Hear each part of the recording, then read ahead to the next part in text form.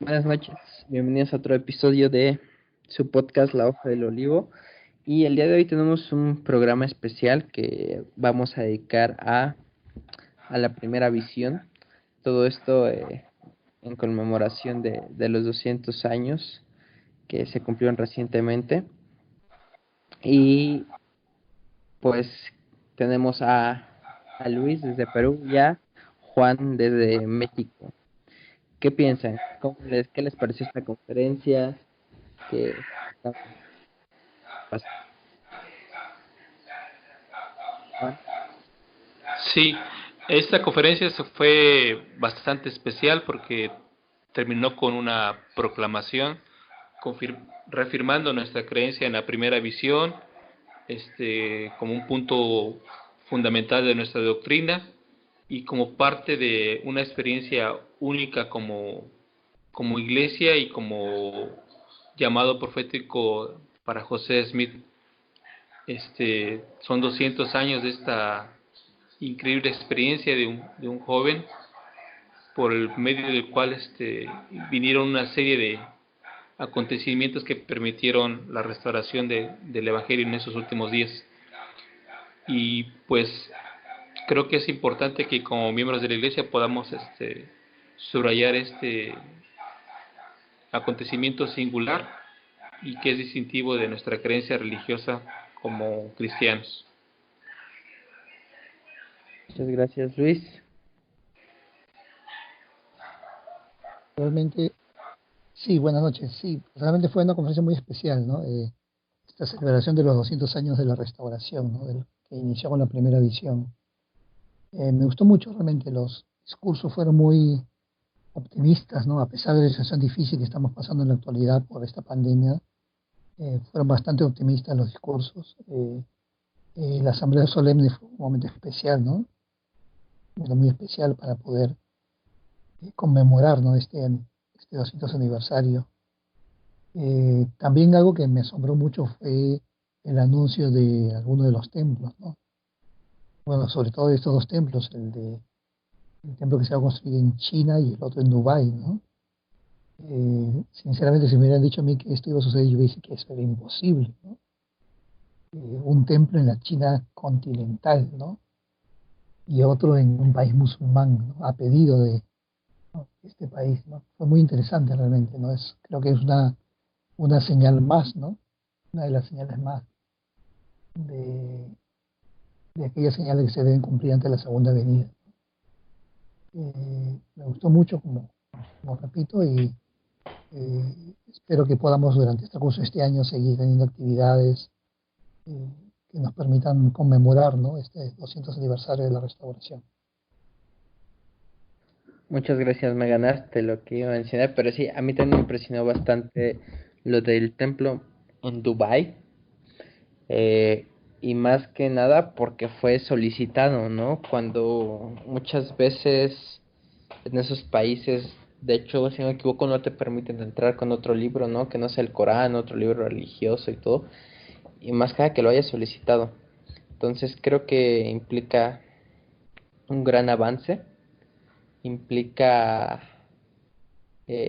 siento que como miembros nos pudo a muchos tal vez abrir los ojos con respecto a la tecnología, del uso y del impacto bueno que puede tener, porque siento que muchas veces estamos, pues tal vez no es malo, no estigmatizados, o a mí me tocó que decían que poner la conferencia general que fueras al estaca, ¿no? Que aunque la podías ver en internet o en tu casa, que fueras al estaca, porque ahí era como mejor, como te veían un poco mal si no ibas al estaca o la veías en tu casa. Y creo que esto nos hizo, toda esta pandemia nos ha ayudado a reubicar dónde está el verdadero, dónde se vive el evangelio, ¿no? Que es en nuestros hogares, y ahí es donde aprendemos y donde pues desde nuestros hogares fuimos nutridos con las palabras de los profetas, videntes y reveladores. Entonces yo creo que para mí fue precisamente de lo más interesante, de lo que más me gustó, que fue diferente, fue un poco extraño, ¿no? Verlos separados, entre ellos mismos y todas estas políticas. Entonces sí, para mí fue lo que más me gustó. Muy bien, pues creo vamos a pasar al tema principal, la primera visión. Juan, ¿qué nos tienes?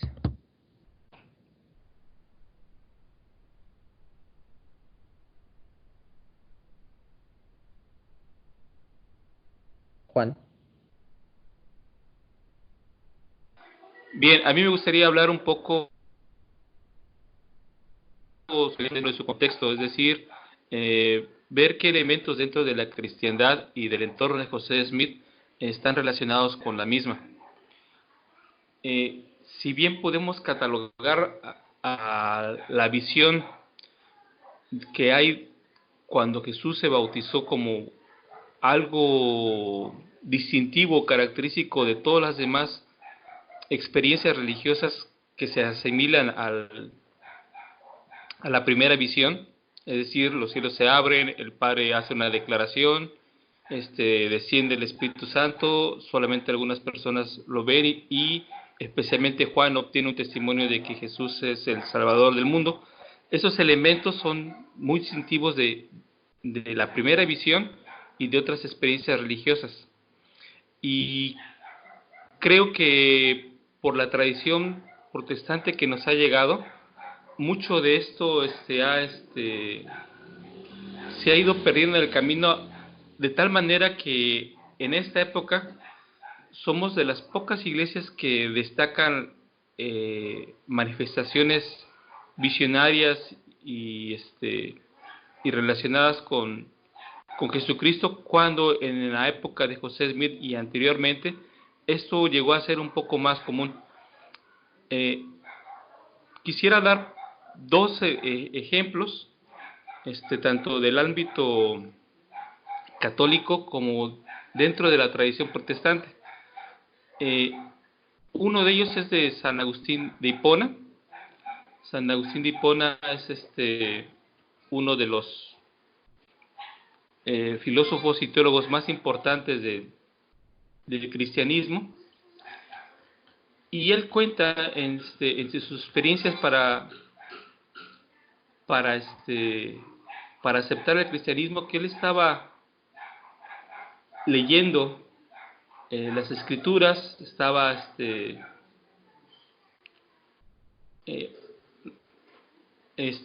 pues buscando comprender si lo que se le estaba enseñando era verdad, porque él no era originalmente cristiano ni venía de una tradición cristiana. Y él dice que después de estar preocupado y leyendo esto, sintió la necesidad de orar. Y dice que mientras él estaba orando en su cuarto, dice que vio una luz muy brillante, la cual no era muy común, y que penetró todo su ser, y que esto fue una manifestación tan especial porque se fue haciendo más y más grande esta luz hasta cubrirlo todo donde él se encontraba.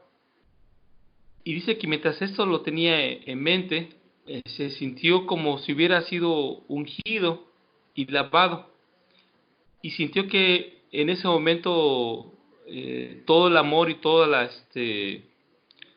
la devoción que podía tener el Padre para él era verdad. Y entonces dice que a partir de ese momento él supo que el cristianismo era verdad y que podía trascender la eternidad, y que sabía que solamente la luz podía revelar la verdad, y que habiendo él tenido una vida muy oscura, de esta manera el Señor ahora le manifestaba que le amaba. Entonces esa fue la experiencia que tuvo San Agustín de Hipona, y podemos verla en su libro de las Confesiones. Pero Entonces, pues, yo ¿mande? recuerdo, bueno, perdón que te interrumpa y corrígeme si no. Ajá. Yo leí ese libro, pero yo recuerdo que más bien fue que oyó la voz de como un niño y que él estaba en una iglesia y estaba leyendo algo de Pablo, la epístola de Pablo, y él de repente oye que era un niño canta algo así, que le dice algo, y es cuando él recibe esta confirmación, porque mucho tiempo estuvo entre cartas con uno de sus amigos que era un obispo, ahorita no recuerdo su nombre.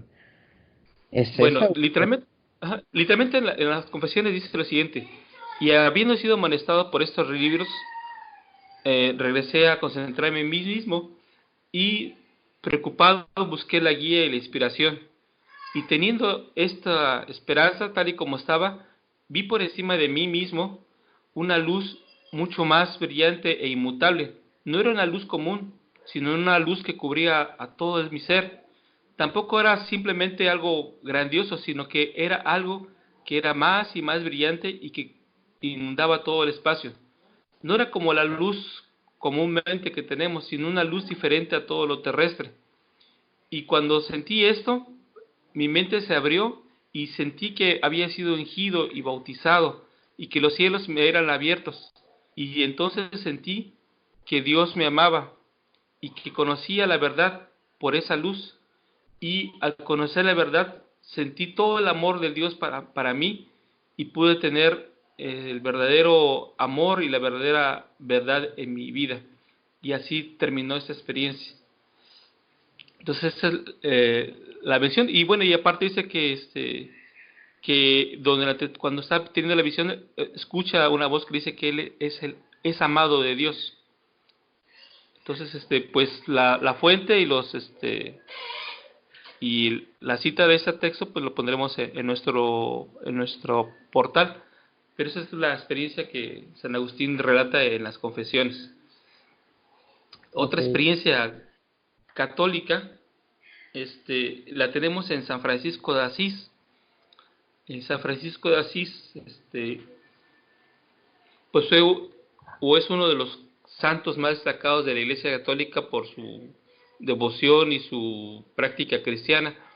Hacia el final de su vida, él se va a retirar a lugares más solitarios y va a iniciar un ayuno.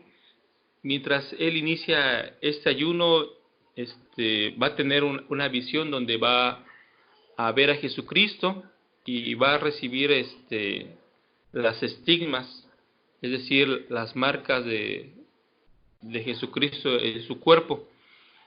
Pero lo más notorio que él relata que vio a Jesucristo y que se sintió en ese momento eh, algo muy especial en su vida, igual fue a través de ver una luz, después ve la cruz y finalmente ve a Jesucristo que comparte la experiencia de la expiación con él.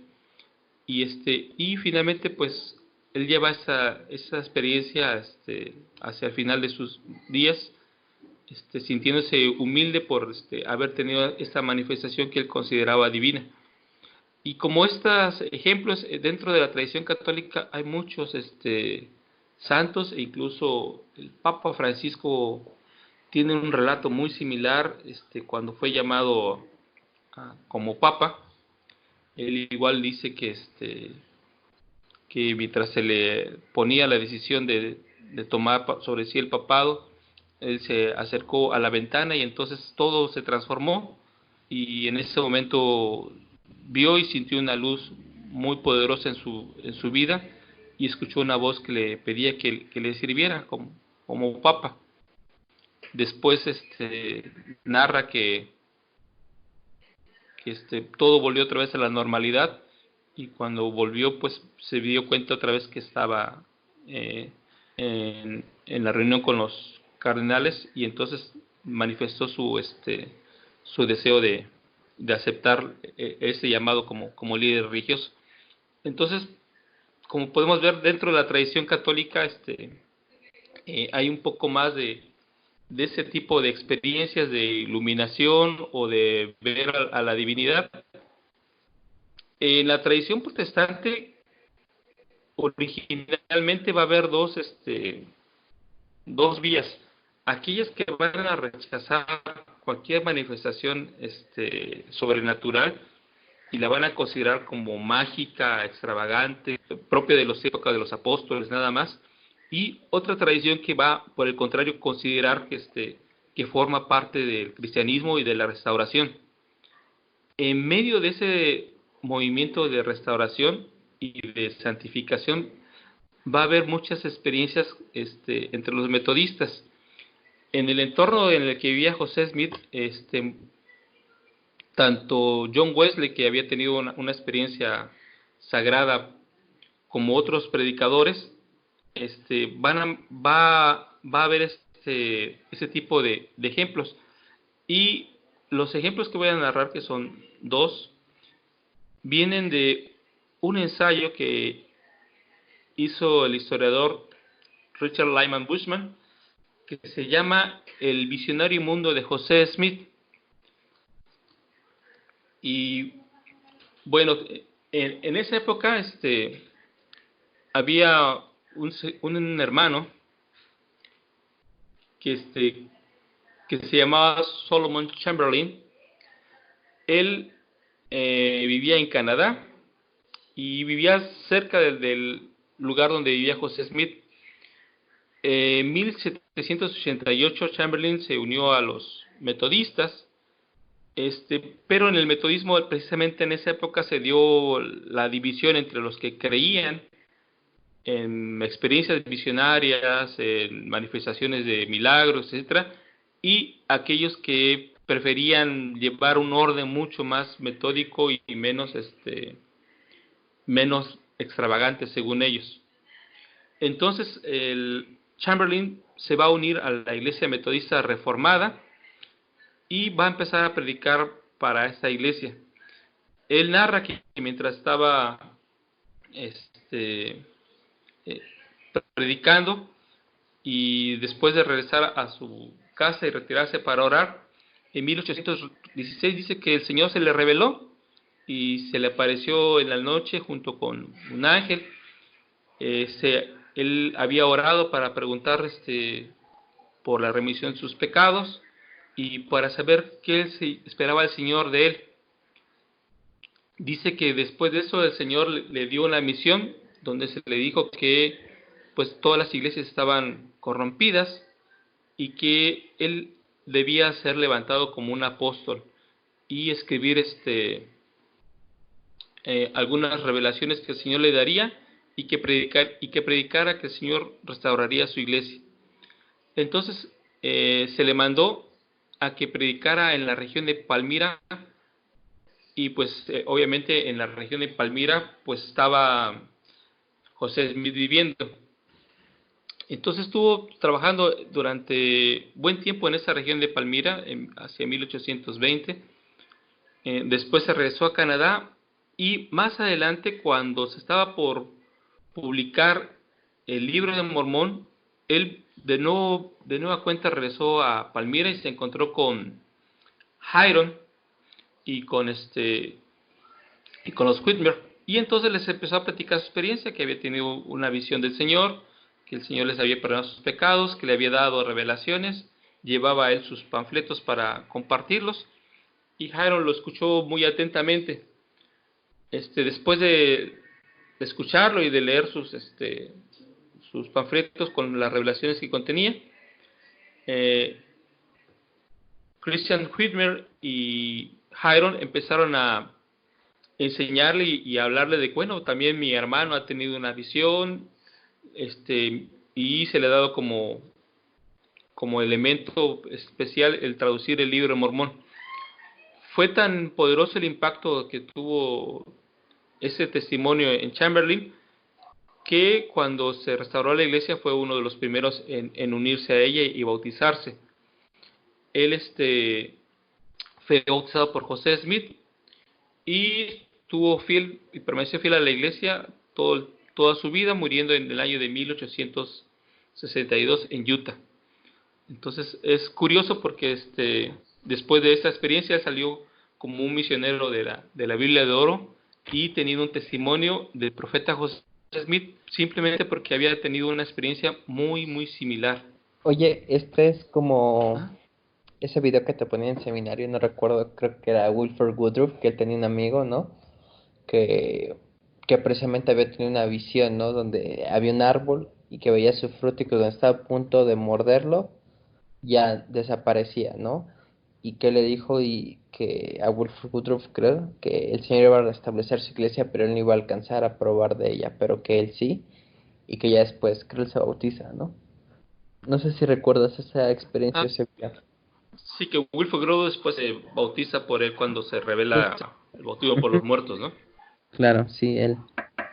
Sí, pues aquí lo que vemos es que en esa época había mucha gente, sobre todo entre los restauracionistas, pues que esperaban y tenían experiencias visionarias o promesas, que cuando llegó el momento de la restauración, muchos de ellos la aceptaron precisamente porque habían vivido experiencias muy similares, como en este caso de Chamberlain, que él había tenido una experiencia personal muy parecida a la de José Smith, pero sin embargo cuando escuchó todo el llamado profético de José Smith, lo reconoció como el profeta que el Señor había anunciado y lo siguió toda su vida, teniendo Sí, el testimonio de que él era profeta. no se aferró a decir como soy yo, ¿no? El elegido, ni nada. Yo soy yo elegido, ¿no? No, nada de eso. De hecho, Hay otro, ajá, perdón, que es sí, interesante nuevamente analizar, tal vez lo hemos visto o oído, pero que se encontraba en el segundo reavivamiento espiritual, ¿no? Que se sí, encontraba y que eso precisamente dio este auge y que mucha gente precisamente por eso creía o había tenido este tipo de visiones. Y me llegó ahorita precisamente la reflexión, ¿no? ¿Qué es lo que ha pasado que hoy en día ya no es así? Y se vino las palabras, ¿no? De Mormón, que si Dios deja de obrar milagros, es porque ya no hay fe, ¿no? Entre los hijos de los hombres o este tipo de cosas. Entonces, sí. Fíjate que precisamente hablando del reavivamiento, la otra experiencia que quiero contarles es la de Charles Grandison Finney.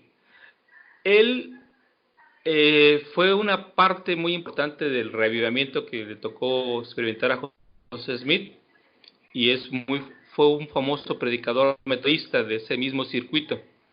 Él estuvo viviendo incluso ahí cerquita en Adams, en Nueva York, hacia el año de 1821, pero anteriormente él había tenido una experiencia siendo joven. Él dice que mientras regresaba a la iglesia donde se habían de reunir, escribió en su autobiografía que saludó al ministro y decidió pasar a un cuarto que entre los templos metodistas suelen llamarle el aposento alto, un lugar donde generalmente se reúnen para orar o meditar de manera apartada. En las iglesias metodistas más antiguas, este saloncito, este lugar, suele ser parte de la construcción. Entonces él se retiró a orar ahí, preocupado por sus pecados. Él empezó a orar.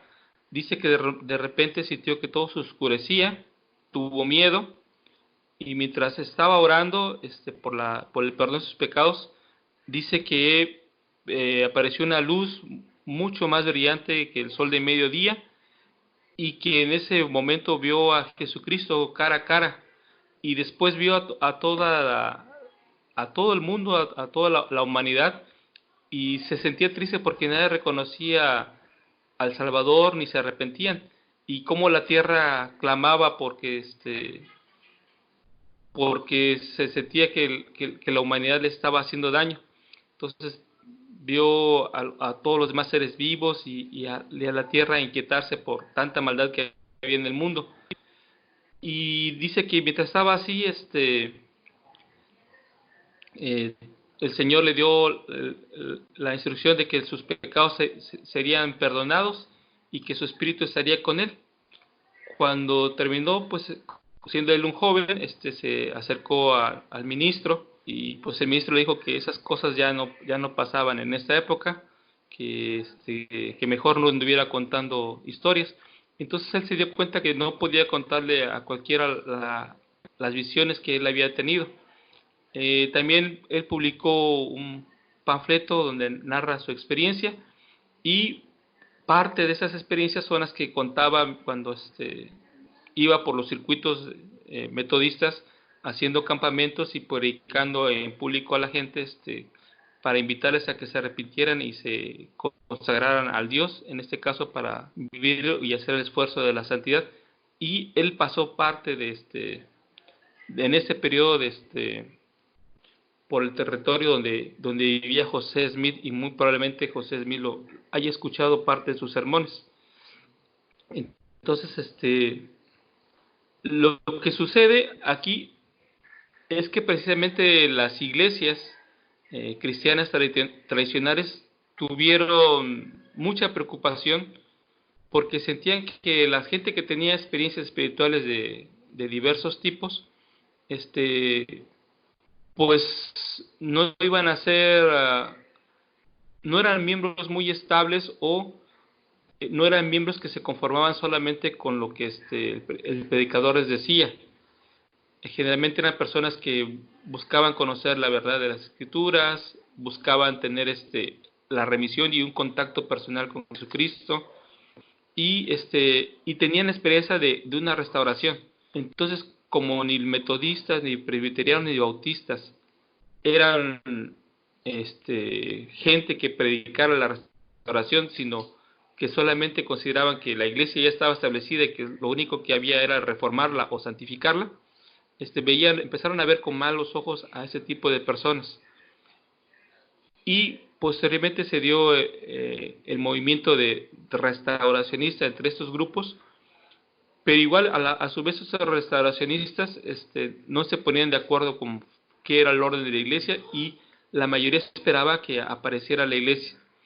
Entonces, la experiencia de José Smith, yo siento, y creo que él lo vio también así, no fue originalmente parte de la idea que él tuviera como punto de partida de la restauración, sino que originalmente fue más bien una experiencia personal relacionada con la remisión de sus pecados, con la búsqueda de la verdad. Y a diferencia de los otros primeras visiones que tuvieron otras personas, es al primer este a la primera persona que se le dice claramente que todas las iglesias están equivocadas, y dos, que el Señor va a restaurar una iglesia en el futuro. Entonces a los demás se les había dicho, bueno, no está toda la verdad, tus pecados son perdonados, yo soy Jesucristo, el mundo anda mal, arrepiéntete, experimenta el gozo de Jesús en tu vida, santifícate. Pero a nadie se le había revelado jamás pues que todas las iglesias estuvieran en error, y que en lo futuro el Señor revelaría una nueva restauración de todas las cosas y no solamente de algunas experiencias. Y yo creo que eso fue lo que marcó la diferencia del relato de José Smith. Él al principio siento que no lo vio tan parte de una restauración, y tan no lo vio que tuvo que venir Moroni después a explicarle algunos años después de qué trataba el asunto. Pero si se hubiera quedado solamente con esta experiencia, hubiera sido otra más de los que se tenía la gente en ese momento. Y por eso yo creo que al inicio él, y durante toda su vida, lo que puso más énfasis fue en su llamado profético a través de la experiencia del líder mormón. Y por eso al principio, cuando se restaura la iglesia, él no habla mucho de esta primera visión, da pequeños relatos, pequeñas dosis de lo que le sucedió, porque su creencia y su énfasis era de esa experiencia como que es más personal, no la comparto todo, pero lo del libro mormón y su traducción es la evidencia de que soy llamado por Dios, de que es algo milagroso, y creo que él pensaba que era el punto básico para enseñar la restauración. Sí, yo creo que, bueno, tal vez sería regresar un poco, pero Sí. ahorita se me vino a la mente un personaje que igual es muy famoso, que es Juana de Arco, ¿no? Que de hecho hasta la iglesia le hizo un documental como una historia, y la verdad está bastante interesante, ¿no? Como ella tiene visiones, recibe mensajes de Miguel, del arcángel Miguel, en el que le dice que ella tenía que liberar al pueblo de Francia. No hay que recordar que ahorita Francia se encontraba en la guerra de los 100 años, ¿no? Contra Inglaterra, peleándose los territorios, bla, bla, bla, bla. Pero como ella va recibiendo estos mensajes, y como de ser, ahora sí que pues, una don nadie, es decir, que no era de la nobleza, de nada, cómo va, era campesina, ¿no? Cómo va teniendo esta visión. Hay nada más una cosa ahí que no me concordó, creo que ella sí lo toca, o no recuerdo bien, pero hasta hay una cita, bueno, pasa en el de Holland, que él dice, le creemos, sí, y en realidad hay muchos símiles con, pues no directamente con José Smith, porque ella nunca afirmó ver al padre ni al hijo, pero sí de mensajeros angelicales, y que vaya, de ser De una experiencia mística. claro, o sea, Sí. vencer ejércitos ingleses, cuando los ingleses poseían el 70% del mundo, y hacerlo, una, siendo mujer, dos, siendo una campesina que venía, ¿no? Pero ella se basó en una profecía que no recuerdo ahorita la traducción literal, pero que era que así como por mano de una mujer había caído o algo así, por mano de otra mujer iba a ser rescatada Francia, ¿no? Y que se apoyó en base a esa profecía y ella creía que era eso y logró liberar y pues al final los ingleses se fueron de Francia, ¿no? Entonces, este, Sí, hay muchas experiencias, pero las que, por ejemplo, las que retoma Bushman es básicamente se centraron en unas décadas antes de José Smith y hasta 1820. Y él va a citar aproximadamente a a unos 27 ejemplos de personas con experiencias similares a la primera visión dentro del territorio donde vivía José Smith. Estamos hablando de Nueva sí, Inglaterra, Nueva York, etcétera.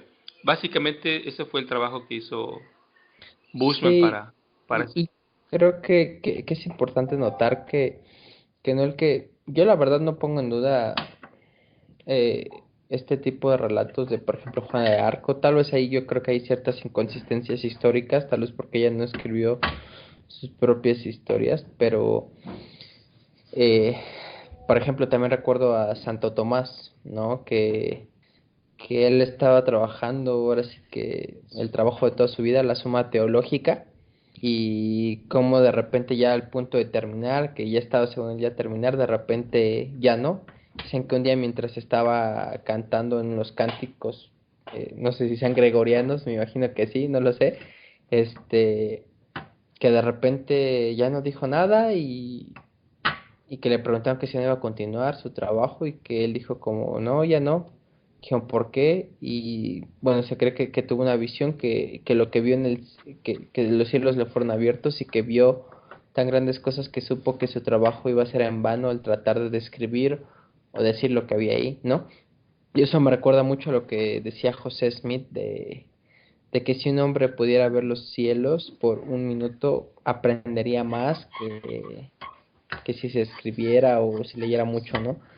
Entonces, yo creo que este tipo de visiones, de experiencias han estado a lo largo de la humanidad, ¿no? Sí, es que aquí vemos que esto forma parte de la tradición cristiana en general y yo creo que aún incluso dentro de nuestra iglesia habrá miembros que hayan tenido experiencias personales sobre la remisión de sus pecados o confirmación de que esta es la iglesia verdadera o que el libro de Mormón es verdadero, que tienen un carácter muy sagrado. Algunos lo contarán en su círculo íntimo, otros se lo guardarán para sí, pero yo creo y especialmente considero que la mayoría de los que han preguntado si el libro de Mormón es verdadero, si José Smith es un profeta verdadero, en algún momento de esa oración sincera y en la búsqueda del perdón de sus pecados, habrán experimentado situaciones singulares y extraordinarias para su propia vida. No solamente estoy hablando del ardor del pecho, sino de experiencias que les hacen saber con firmeza que está en la iglesia restaurada. Y yo creo que miles de miembros han pasado por esa experiencia, y por eso saben particularmente que se encuentran en la verdad y que esta es una iglesia de visiones, de revelaciones y y de santificación y de remisión de pecados que puede venir aparejada de experiencias extraordinarias que algunos requerirán para confirmar la veracidad de esas cosas. Entonces, yo creo que como miembros de la iglesia no debería extrañarnos que algunos de entre nosotros tengan ese tipo de experiencias y recordar a la vez que esas experiencias no necesariamente constituyen una revelación para la iglesia o para otros, pero sí confirman para nosotros mismos la naturaleza sagrada de la restauración y la veracidad de lo que se nos está enseñando. Pues Sí, yo creo que es importante ver todo este tipo pues de experiencias, ¿no? Que es algo que Dios siempre ha dado una porción de luz a todo este tipo de personas que en realidad diligentemente le buscan y que han tratado de servirle, ¿no? Muy bien, Luis, ¿algo que quieras comentar? Estaba muy callado. No, escuchando nomás, mencionaba Juan, ¿no? Interesante el contexto, ¿no? El contexto de estas visiones, ¿no? Que comentó Juan y muchas otras que han dado que hay de esa época, ¿no? Y como tú bien dices, nos demuestran que son manifestaciones, ¿no? Que Dios contesta a todos sus hijos, ¿no? Y la única diferencia es que en el caso de José Smith le fue dada una manifestación mayor, no solamente para él, sino en este caso para todo el mundo.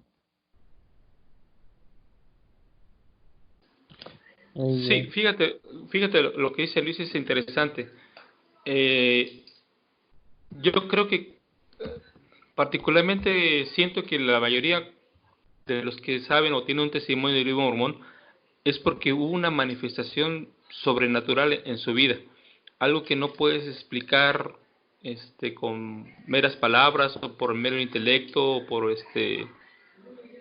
o por mera ocurrencia.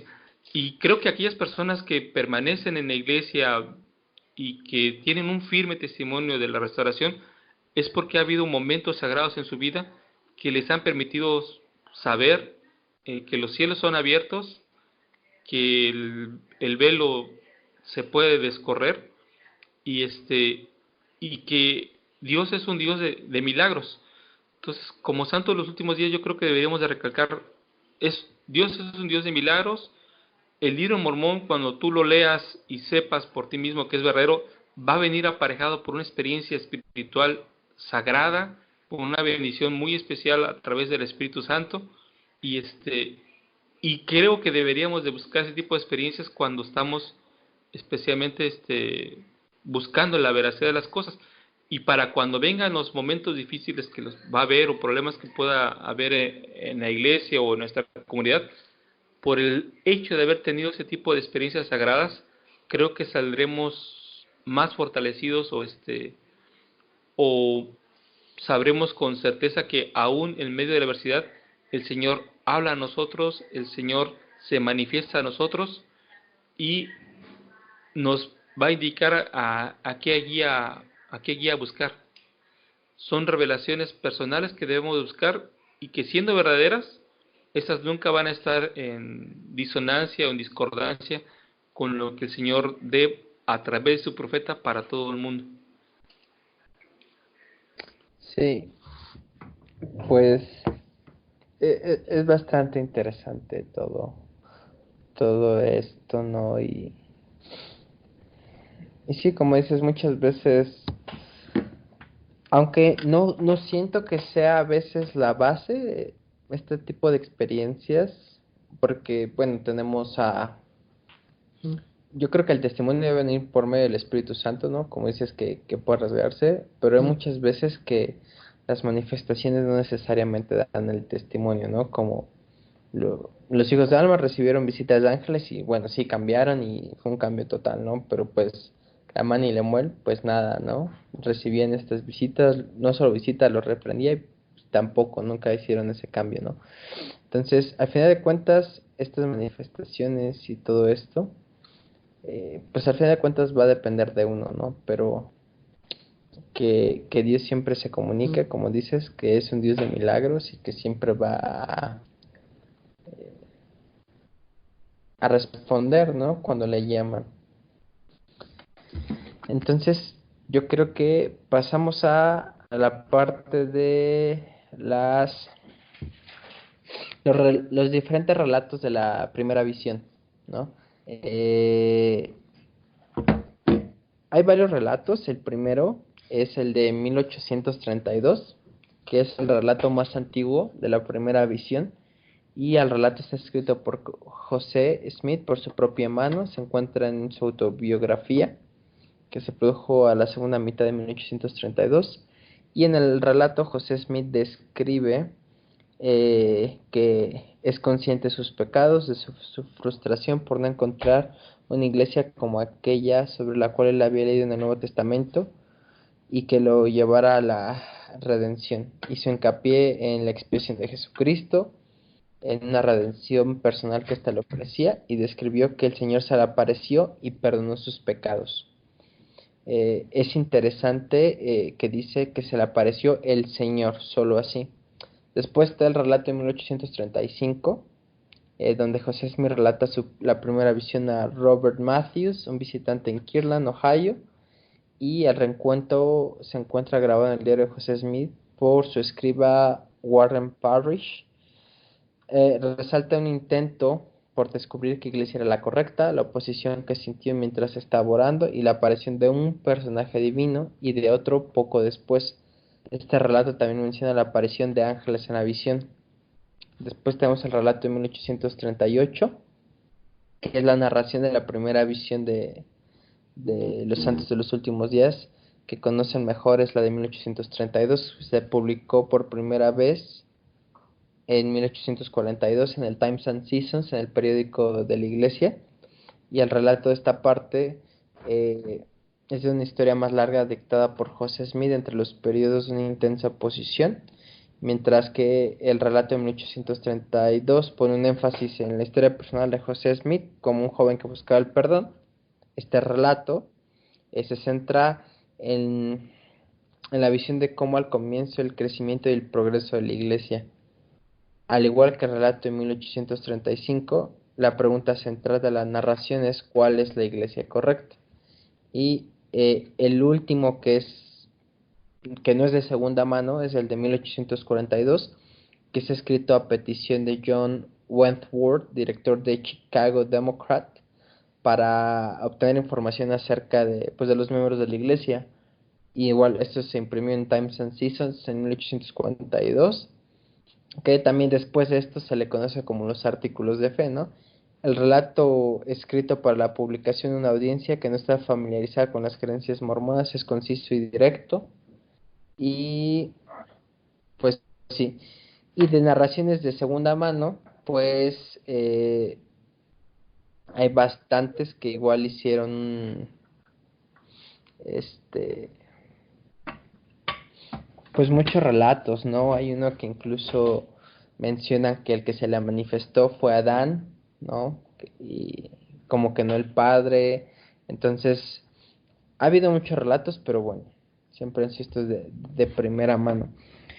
Para muchas Sí, es personas, que sí, precisamente los de primera mano. exacto.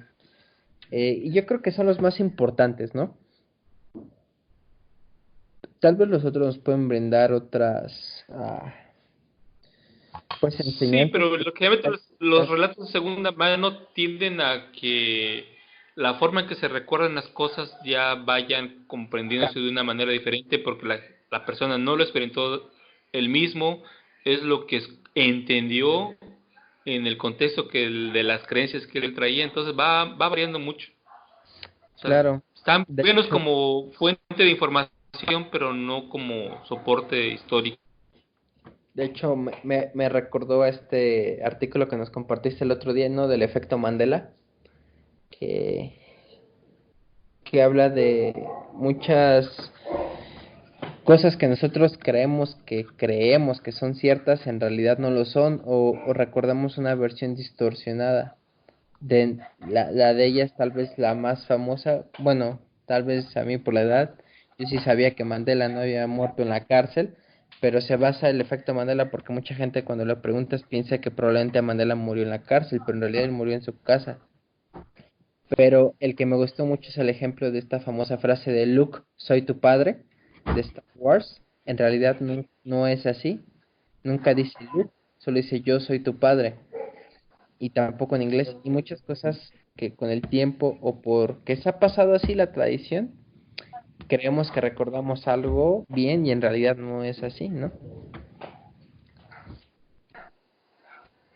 Sí, así es. Entonces, con eso tan interesantes, pero deberíamos de ponerlo con menos peso, ¿no?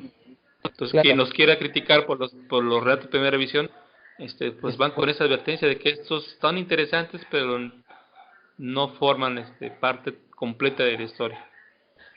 Ahora bien, respondiendo a precisamente algunas tal vez objeciones que hay con respecto a, sobre todo en su primer relato que dice que se le manifestó el Señor, ¿no?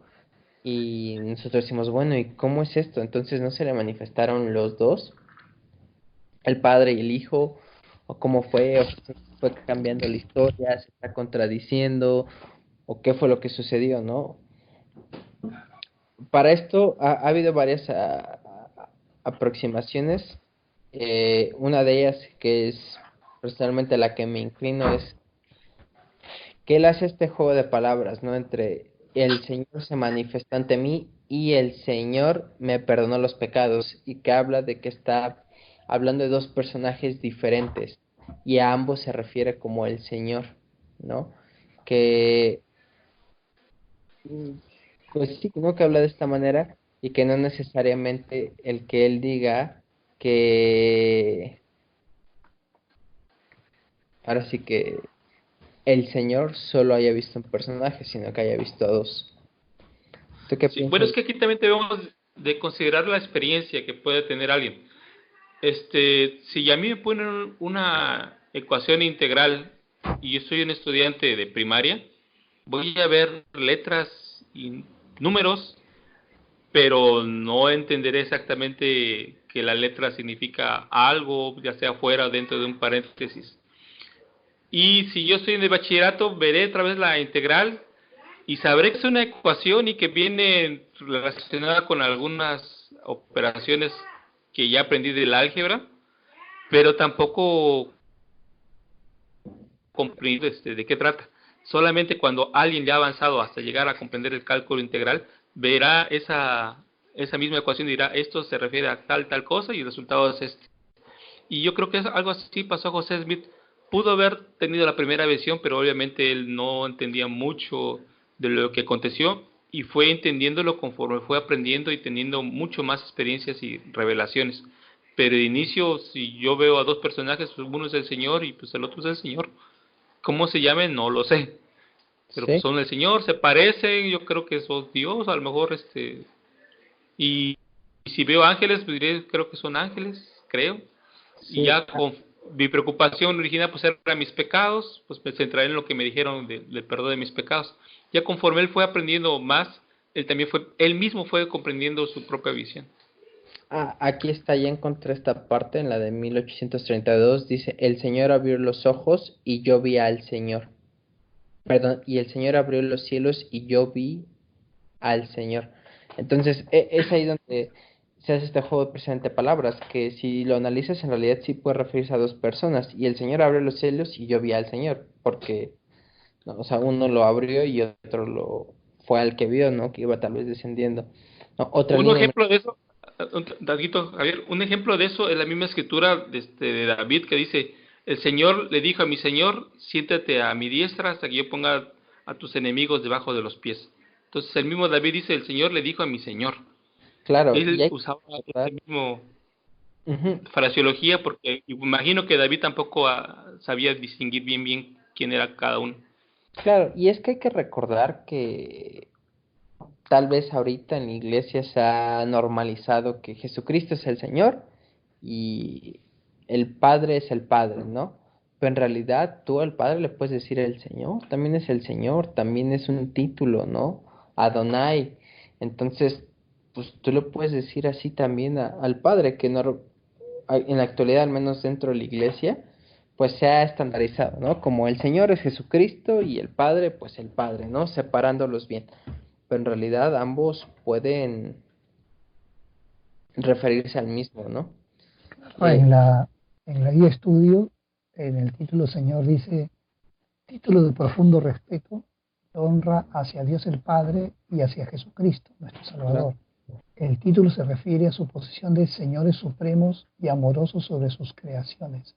Y hay una lista de versículos, y entre ellos los que mencionan eso, ¿no? Que en las escrituras, no solamente en las escrituras santas, los últimos, sino también en la Biblia, a veces se usa, como ustedes, como bien citó Juan, la palabra Señor para decirse tanto al Padre como al Hijo, ¿no? sí. Sí, sí, también de hecho el Salmo 110.1 también hace un poco de este tipo de referencia, ¿no? Del Señor y el Señor. Entonces,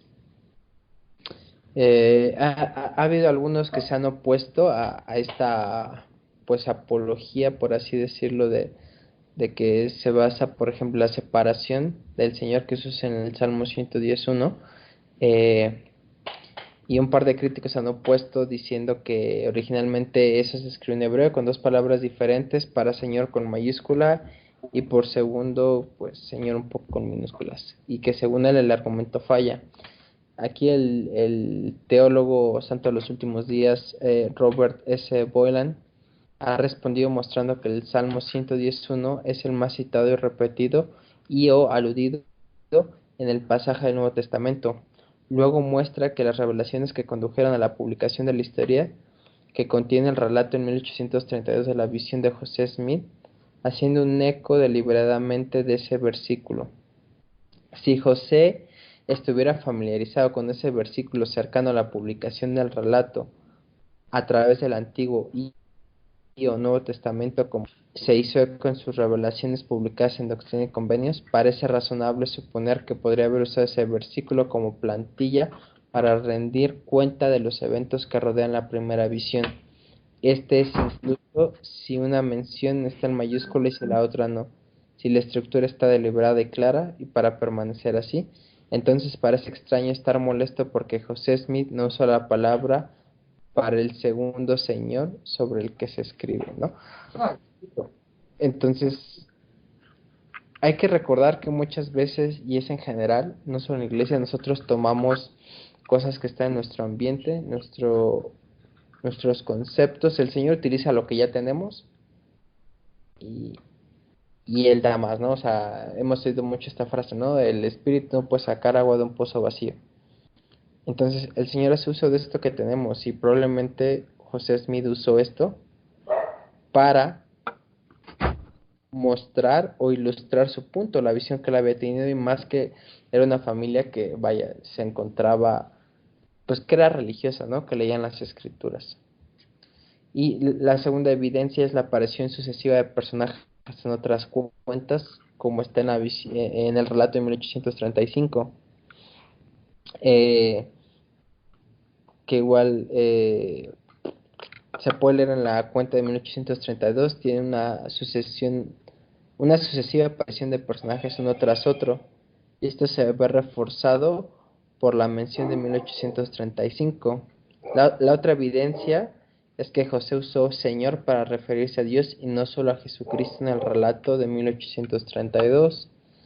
Entonces, hay varias cosas para responder esto. Yo diría que es la evidencia, pues más bien el argumento más criticado contra la primera visión, que es esto que aparentemente en uno solo ve un personaje y en otra visión ya ve a dos, porque lo que hay de ahí en fuera son detalles mínimos que hay que tomar en cuenta que él se estaba refiriendo eh, a otro tipo de audiencias, estaba tratando de enseñar diferentes principios. Fíjense que yo no comprendía mucho esto al principio, decía, ¿cómo, no? Y a mí me tocó con mi presidente de misión en diferentes áreas en las que estuve. Ven que los presidentes de misión van a, a las estacas, ¿no? A las conferencias de estaca. Bueno, cuando son invitados. Y yo, yo conocí la experiencia de mi presidente de misión que nos había contado a nosotros, obviamente al recalcando un punto sobre la historia de la conversión de su hermano. Y, y ya dije, pues ya, qué padre historia. Dije, pues ya me la aprendí, yo la recordaba. Después, en una conferencia de estaca, dije, va a decir la historia de su hermano, pero omitió muchas cosas y dio un énfasis a otra parte. Y conocí un poco más, dije, ya le está cambiando, ¿no? Y después, en una lección eh, que el presidente de misión nos acompañó, contó esta historia, pero la contó más abierta, más a detalle. Y entonces estas dos formas, pues tal vez no contradictorias, pero sí como que no parecían de la misma historia, todo formó parte de una y aún así le dio una aplicación diferente para el investigador, ¿no? Entonces, la gente cambia sus historias de acuerdo a lo que quiere enseñar, a lo que quiere recalcar en algún momento, ¿no? Sí, los que llevamos de alguna manera un diario y a veces compartimos algunas experiencias, cuando retomamos o revisamos ese diario, vemos que la experiencia y la aplicación que le habíamos dado originalmente es bien distinta, incluso la forma en que lo comprendemos. Y yo llevo diarios desde los 14 años y ahí anoté algunas experiencias de cuando era más niño y cuando las he recordado, uno pues ya las recuerda con todo el bagaje cultural actual, con toda la experiencia que uno tiene y les puedes dar una reinterpretación o aplicación diferente, aunque no por eso la experiencia original haya dejado de existir o no haya ocurrido. Eso pasa muy comúnmente cuando tú llevas un relato de la historia de tu vida. Y si la cuentas 20 veces vas a enfatizar cosas muy diferentes. Claro.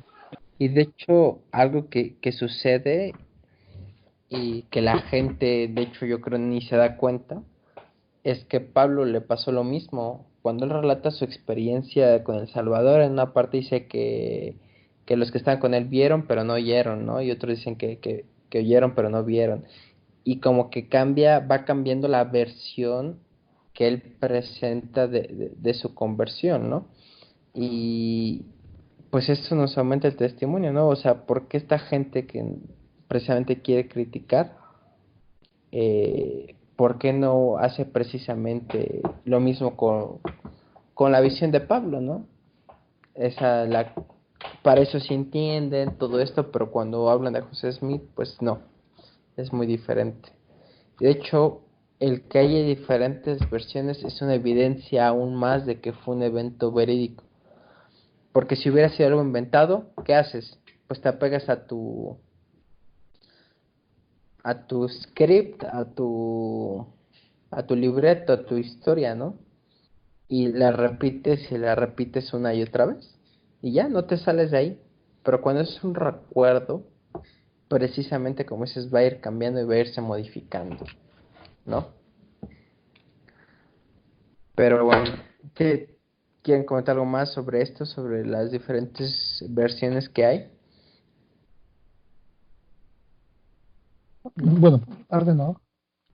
Ok, igual, si pueden, creo que la iglesia no hace mucho publicó un video. Yo la primera vez que lo vi fue por ahí del año 2014.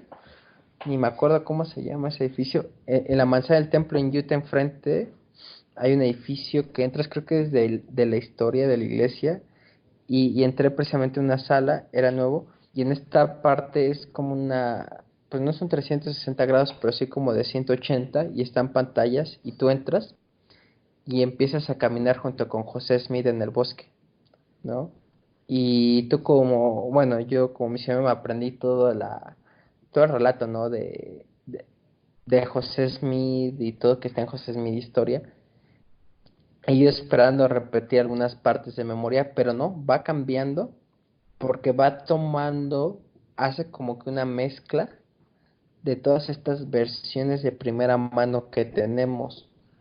Y entonces ahí vemos cosas como del perdón de los pecados, que por ejemplo la versión que tenemos ahorita en José Smith Historia, pues no la menciona propiamente como, el Señor me perdonó mis pecados, ni nada. Y va tomando todos estos elementos y los une en un solo relato. Hace poco creo que lo vi en YouTube, entonces ahí ustedes pueden verlo, para los que nos escuchan.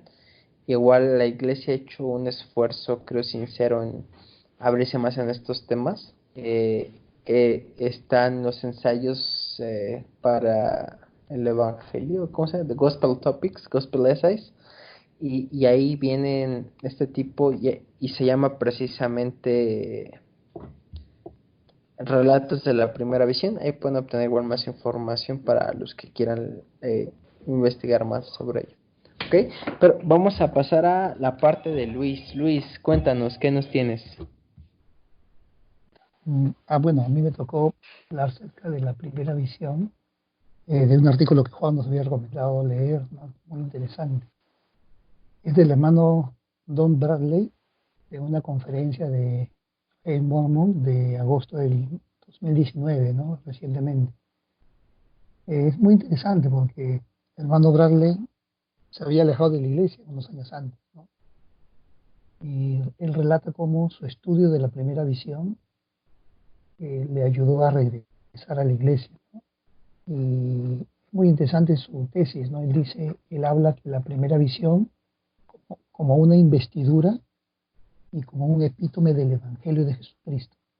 Y yo mencionar algunos puntos nada más y después voy a dar donde pueden encontrar este artículo completo para que lo puedan analizar, ¿no? Bien, lo primero que nos pone el hermano Bradley es acerca de esto, que la primera visión él entiende que fue una investidura en sí, ¿no? Eh, y como parte de esta investidura o esta iniciación, ¿no? José Smith pasó por todo un proceso, ¿no? Por ejemplo, para él menciona que la investidura de esta primera visión fue esotérica, ¿no? En el sentido de que esa experiencia, como dijo Juan, fue una experiencia personal y sagrada.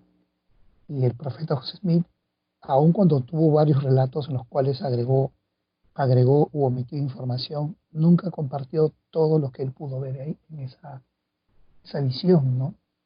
Eh, por ejemplo,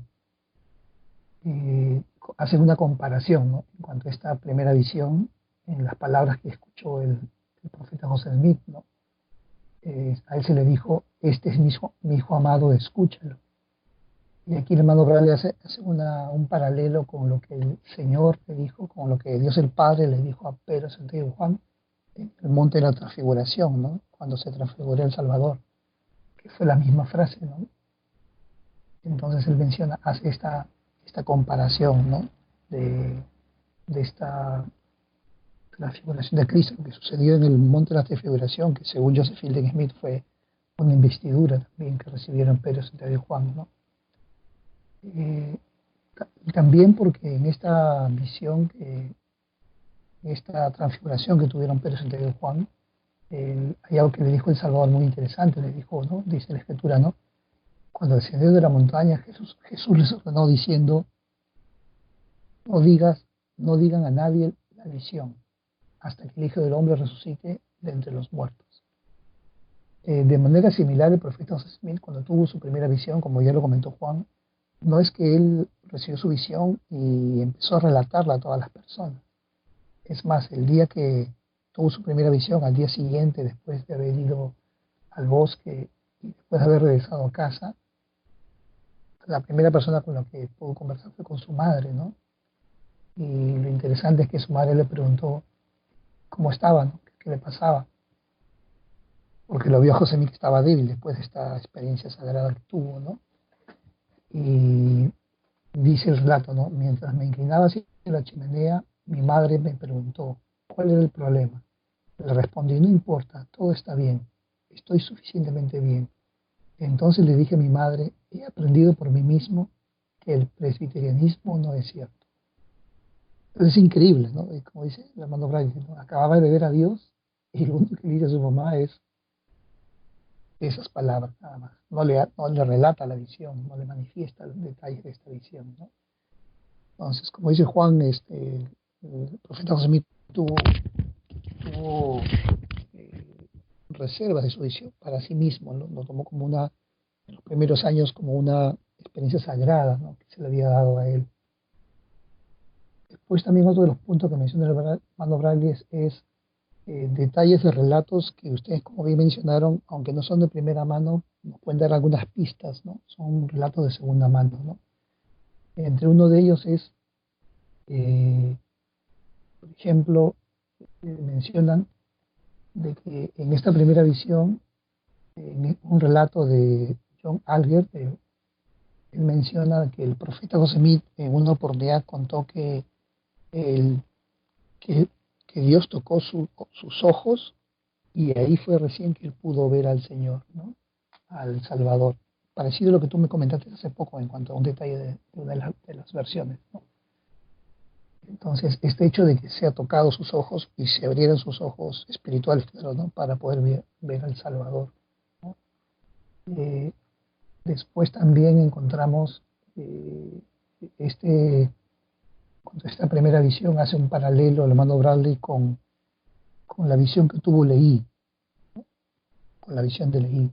Y él explica que la primera visión no solamente fue una experiencia, sino que implicó un ascenso celestial, un levantamiento o exaltación. Es decir, que no fue una visión que quedó aquí en este estado, ¿no? Sino unas cosas muy interesantes.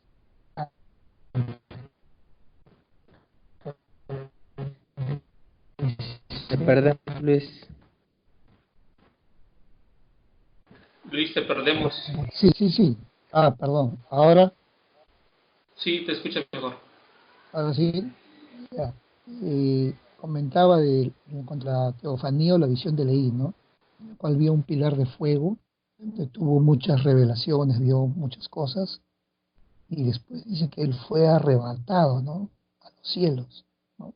Entonces, él hace una comparación no obrable con el profeta José Smith, ¿no? Que él entiende, dice que la primera visión, si bien inició en la arboleda sagrada, pero de ahí que José Smith, al igual que Leí y que otros profetas, como Nefi, Pablo y otros, en sí José Smith fue arrebatado, fue elevado, fue exaltado hacia los cielos, ¿no? La presencia de Dios. Y ahí es donde tuvo la escena, ¿no? de su visión, ¿no? Me parece muy interesante esta comparación que hace el hermano, ¿no? Hermano Bradley, ¿no? Por eso que dice, y cita justamente lo que se encuentra en la carta Wentworth, la carta Wentworth, ¿no? Donde es uno de los relatos, ¿no? Dice, ¿no? Eh, lo que dijo José Smith, ¿no? Dijo, me quitaron la mente de los objetos con los que estaba, los objetos que me rodeaban y me volvieron en una visión celestial. Dice, ¿no? También menciona, cuando volví a mí mismo, me encontré acostado a la espalda mirando al cielo. Entonces comienza a hacer esta comparación de este relato del hermano Bradley, ¿no? Que me parece muy, muy interesante, ¿no? Eh,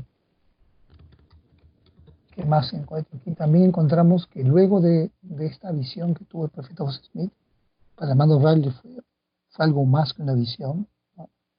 Eh, También fue de que luego de su primera visión se le guió al profeta José Smith a localizar una piedra vidente, una piedra blanca, ¿no? O parte de su llamado, ¿no? Que sucedió poco tiempo después también, ¿no? Y bueno, ya sabemos el significado de la piedra blanca, ¿no? Que se encuentra en el Apocalipsis también. Y encontramos un comentario también, tiene convenio 130 también, ¿no? Acerca de esta piedra blanca, ¿no? Que donde dice Doctrina y Convenios, que aquellos que entran en el reino celestial, pues, se le da un nombre nuevo, ¿no? Que está escrito y que nadie lo conoce. Y que ese nombre nuevo es la palabra clave, ¿no? Eh, También nos menciona el hermano Bradley es de que esta primera visión del profeta José Smith implicaría el papel, la importancia del papel del Salvador, ¿no? Y de su expiación, ¿no? Eh, Porque como sabemos, ser exaltado implica volverse como Dios, y para eso es necesario eh, la experiencia, o mejor dicho, eh, el proceso de la expiación que tuvo el Salvador para que tenga efecto en nosotros, poder llegar a ser como nuestro Padre Celestial, ¿no? Por eso el hermano Bradley dice que la primera visión también es un epítome o un resumen de la obra del Evangelio de Jesucristo mismo, ¿no? Cita también, por ejemplo, acerca de qué es el Evangelio sí, para nosotros, ¿no? Y como siempre repetimos, el Evangelio es que Cristo viene a la tierra para dar su vida por nosotros, ¿no? Para que nosotros podamos volver a la presencia de Dios. ¿Sí? ¿Me escuchan? Sí, te escuchamos. Sí. Ah, ya. Sí, te escucho, sí. Que a veces mencionamos solamente eh, la vida eterna, a veces mencionamos que es que el Salvador vino a la tierra a dar su vida por nosotros para regresar a la presencia de Dios. Pero va más allá que eso, ¿no? Porque regresar a la presencia de Dios implica ser como Él es, ¿no? Y a eso se refiere el hermano Bradley con que la primera visión es como un modelo de lo que sería el plan de Dios en la vida de una persona, ¿no? José Smith, eh, iniciando con esta primera visión, gracias a la expresión de Cristo siendo elevado, exaltado a la presencia de Dios y tener experiencia espiritual profunda, ¿no? Y bueno, ahí encontramos varias citas, ¿no? Tiene convenio 76, 76, los versículos 40 al 42, ¿no? Donde menciona que es el Evangelio. F 27 también, que dice lo mismo también, ¿no? Y finalmente muy interesante lo que dice, bueno, el Doctrina y Convenios y F habla de que el Evangelio es el... Te perdimos. creo que no me escuchan, ¿verdad? Sí, te escucho. Me perdí un momento, ¿me escuchan ahora? Sí. Sí, te escuchamos. Ya, ya. Bien, entonces mencionaba, ¿no? Que lo que dice el hermano Braille de la sección 76 no tiene convenios, y la 27 habla que el Evangelio en su esencia es eso, ¿no? Es la misión de Cristo al venir a la tierra y efectuar su expiación. Y que como resultado de eso podremos lograr la exaltación, llegar a ser como nuestro Padre Celestial. Y me gusta mucho porque cita Filipenses capítulo 2, versículo 6 al 9, dice, ¿no? Cerca del Salvador, ¿no? Dice, el que siendo en forma de Dios, no tuvo como usurpación el ser igual a Dios. Sin embargo, se despojó a sí mismo, tomando forma de siervo, haciéndose semejante a los hombres. Hallándose en la condición de hombre, se humilló a sí mismo y se hizo obediente hasta la muerte y muerte de cruz, cual Dios también le exaltó hasta lo sumo y le dio nombre que es sobre todo nombre.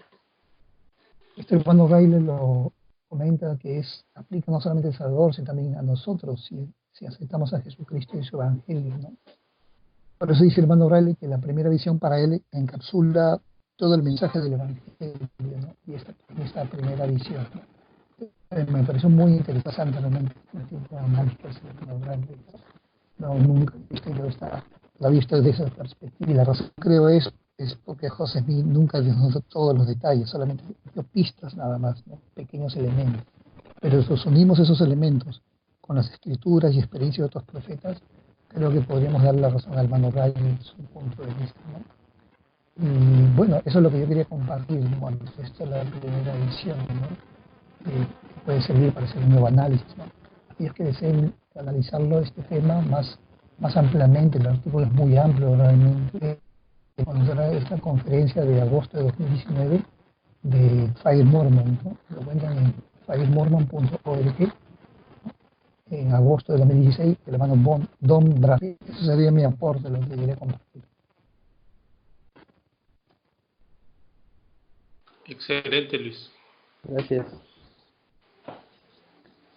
¿Algo que quieras comentar, Juan, sobre esto? No, me parece bastante completa la explicación que ha dado Luis y la forma que ha narrado la experiencia de ese artículo. Sí, pues este fue un programa que preparamos específicamente para la primera visión, para que podamos aprender si no sabían un poco más acerca de estos detalles de la primera visión y pues que sigamos creyendo, ¿no? Que Dios es un Dios de milagros y que todos, bueno, si no lo merecemos, si somos, nos podemos recibir, ¿no? El segundo consolador y que podremos, incluso si el Señor lo desea o si lo llegamos a necesitar, una de este tipo, manifestaciones de este tipo. Entonces, no sé si quieren agregar algo más para concluir. Pues que cada uno de nosotros tiene la oportunidad de acercarse a Dios en oración y preguntar si el profeta José Smith fue llamado por Dios a esta misión, y especialmente tenemos la oportunidad de leer el libro Mormón para conocer más acerca de su llamado profético. Entonces, que podamos buscar esta experiencia de saber por nosotros mismos si la restauración es verdadera y si José Smith fue el que ha sido llamado para llevarla a cabo. Luis. Sí, no, solamente además de buscar un testimonio, si no lo tenemos, acerca de la misión del profeta Smith, también, al igual que él, buscar acercarnos más al Señor, acercarnos más a Él porque en estos días difíciles que hay y que vendrán en el futuro, necesitamos mucho más de revelación, como ha dicho el profeta Nelson, ¿no? Necesitamos una revelación personal para poder guiar nuestras vidas y de aquellas personas de las cuales somos responsables. Eso solamente. Gracias. Vale, muchas gracias por acompañarnos en este episodio. Esperamos que les haya gustado. Nos vemos la próxima.